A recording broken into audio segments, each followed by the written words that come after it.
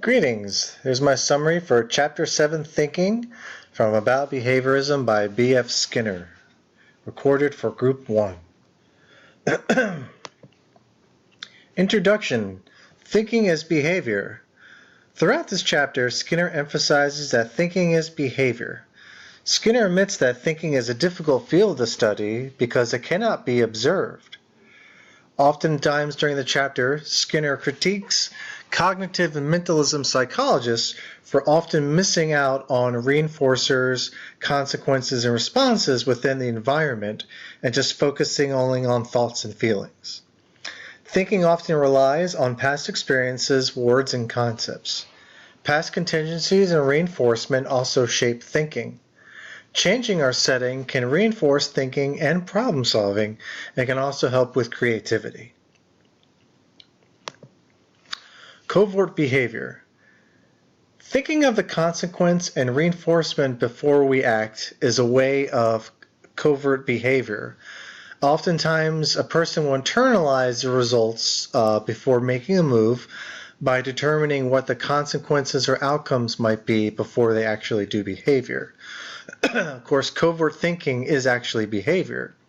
A good example that Skinner used in the chapter was a chess player. A chess player, because they played chess for a long time, might think about the move before they actually make it. And once they make the move, it becomes a covert behavior, becomes an overt behavior. It's not easily observed, but it can be observed in a natural environment.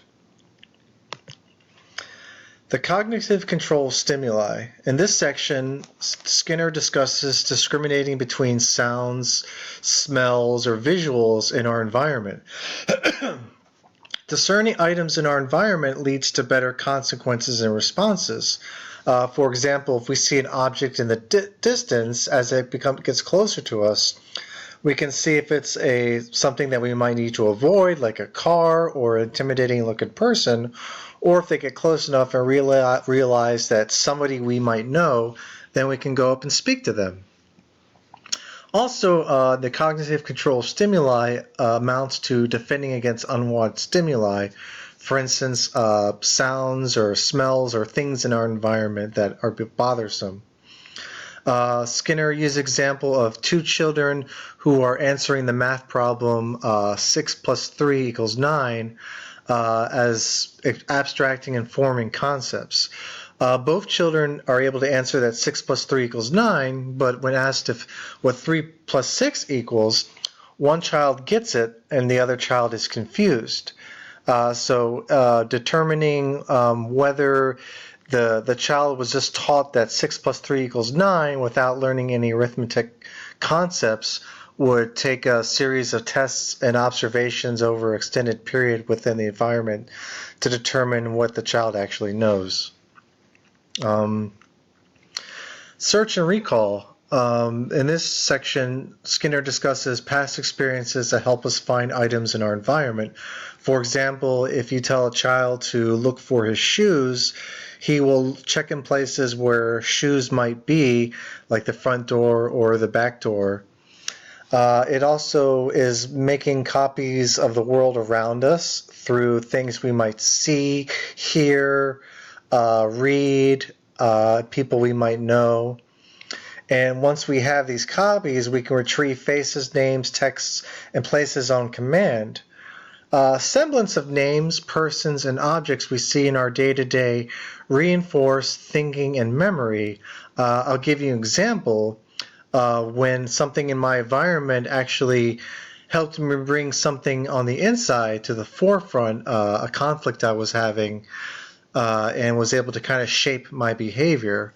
I've been kind of a spiritual rut lately, and I saw a name on my phone that resembled the name of a popular Christian apologist by the name of Ravi Zacharias, and I looked up his podcasts, Let My People Think, and began listening to them to kind of fill out that hole of spirituality I have inside me right now. So that was an example of semblance in my environment that kind of forced me to, with the internal conflict or an issue I was having at the time, to kind of resolve it, which I thought was interesting. Solving problems and creative behavior. Skinner talks about taking steps to make a response more probable to solve a problem directly. For example, you have a problem where you have to pass a test coming up and you need to use your environment, so you might study for the test, go to the library, make some flashcards, and learn the test so you can solve the problem and get the response you want, which is a good grade. This also pertains to choices in our environment. Two or more responses in our environment that we kind of think about the possible outcome or reinforcement that might be better suited to picking a particular object or the choice. Skinner asks, do evolutions and mutations enhance creativity, or is it our environment that does this? Example of this might be how animals and people, through evolutionary and mutations, can develop skills like creativity, or we could develop creativity and problem-solving skills from our environment, kind of like a trial by fire. The structure of the mind. Observing and knowing the structure of the mind depends on genetics and personal histories. Verbal behavior largely depends on the amount of words or sentences we hear every day. So we might be impressed when a child is able to recite something or speak, and we might be quick to say that their teacher taught them to speak or their parent taught them to speak, but we don't take into account like the thousands of words and sentences that they hear daily in their environment, which helps shape their verbal behavior. Our environment should be studied in how we learn and process information rather than just the structure of the mind. Skinner wants to kind of help us to avoid that trap where we rely on our thoughts and feelings and what we're thinking about in a given situation and ignore how the environment can kind of shape those processes and reinforce our thinking behavior. The thinking mind was the final section of the chapter. Human thought is human behavior. Skinner emphasizes this much through the chapter. And the mind is affected by outside and internal stimuli. One can be naturally smart or intellectually disabled, sober or drunk, and our condition at the time, which can be caused from our environment, like drinking alcohol, can kind of shape our thinking and our behavior. For instance, if somebody's drinking alcohol, their inhibitions drop, so if they might see an attractive woman across the bar and the alcohol is kind of giving them some confidence that they might go up and actually speak to the woman, whereas if they were sober, they might be thinking about doing it, but they won't actually do the behavior because they might be a little bit scared or shy. Skinner criticized introspective thinkers who spent so much time studying feelings and mentalism that they failed to learn our behaviors from evolutionary history and how the environment over time affects us and helps us develop our thoughts and feelings rather than just sitting someone down on a couch and like asking them how they're feeling and talking about their dreams, which can't be observed in any such way, and how they might be affecting behavior, which is, in Skinner's view, is just far too limited.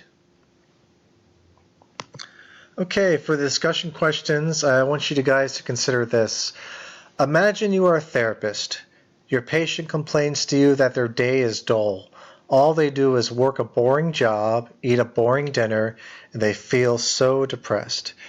Using Skinner's theories about the environment shaping thinking and feeling, Give some examples on how this patient can manipulate their environment to reinforce good feelings as they go about their day.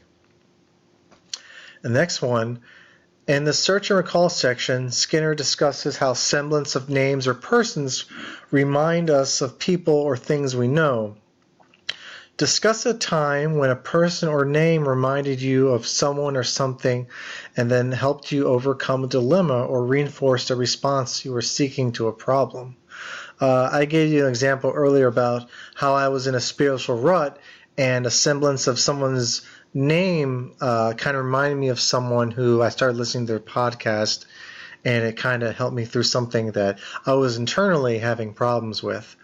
So I thought that was a good example of the environment and how it shapes our way of thinking and problem solving and searching and recalling. So if any of you guys have any such example, it might not have to be like a serious problem or something like an issue you might have had. It could just be solving the issue of what to have for dinner that night.